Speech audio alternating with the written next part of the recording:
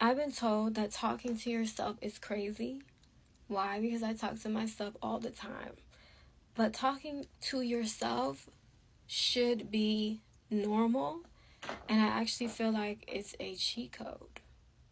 I was watching this very spiritual, magical show called Lovecraft, and in season 1, episode 2, Whitney's on the Moon, Samuel says, "At the time of dawn, just for a moment, everything was where and as it should be, from God to man to woman to the lowliest wiggling creature.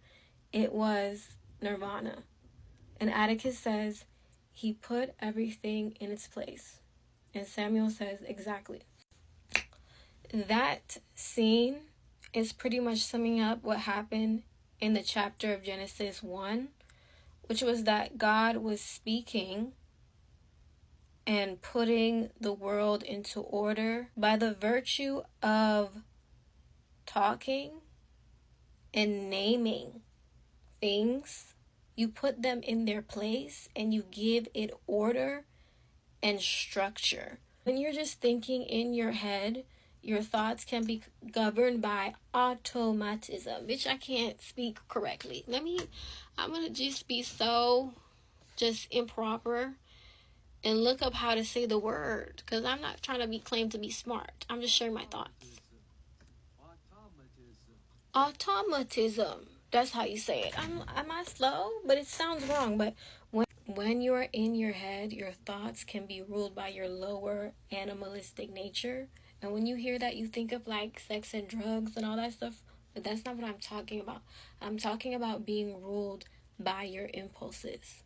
Instinct can be defined as the impulses of automatism.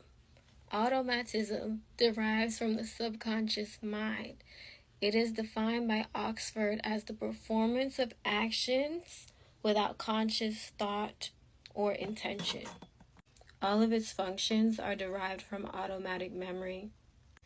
This can be a good or bad thing depending on how you've been, depending on your experiences, depending on how you think. But it can create this vortex that you get sucked into where you cannot escape your own thoughts, and you get anxious and you get stressed out. And I'm saying that by virtue of speaking out loud, it is to take control of that lower nature, the impulses, the involuntary impulses, and you can give it a name. You can name that thing. You can give it a place. You can give your life a place. You can give your experiences a place.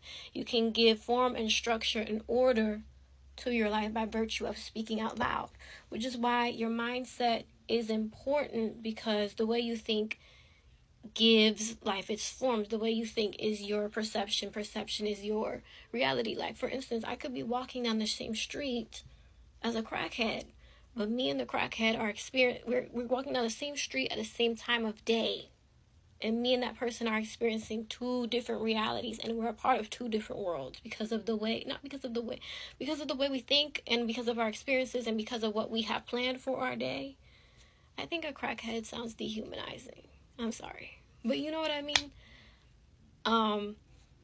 By talking can be a great tool to give form to your universe, to your world, which is why you shouldn't speak negative things over yourself. By virtue of speaking, you give life form. It is to, the line in the Bible. I'm going to bring it up. Just a moment. So it says, "Let us make mankind in our image, in our likeness, so that we may rule over the fish of the sea, the bird of the sky, the livestock, and all the wild animals, and over all the creatures on the ground."